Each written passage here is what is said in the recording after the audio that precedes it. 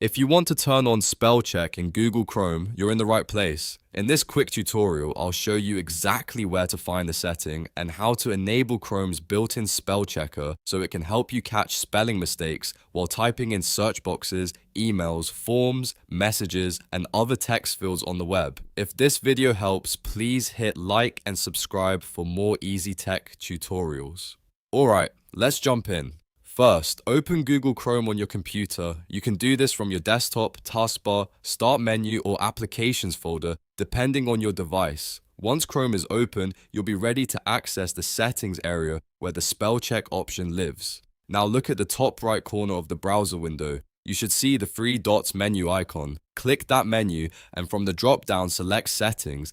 This takes you to Chrome's main settings page, where you can control privacy, appearance, search, language, and typing preferences. On the settings page, look at the left-hand menu and click Languages. This is the section that manages language-related features, including spelling and text input options. If you do not immediately see it, take a moment to scan the sidebar carefully because that's where Chrome keeps this feature. Inside Languages, look for the option that says, Check for spelling errors when you type text on web pages. This is the setting you want. Turn it on.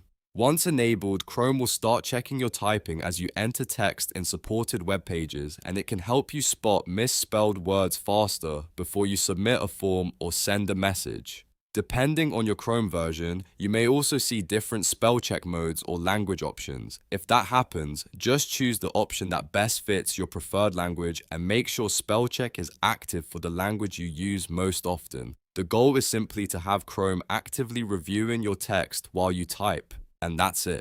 You've now turned on spell check in Google Chrome. It's a small setting, but it can make a big difference if you're writing emails, filling out forms, posting comments, or just wanting to avoid embarrassing typos. If this tutorial helped you, don't forget to like the video and subscribe to the channel for more simple step-by-step guides. Thanks for watching, and I'll see you in the next one.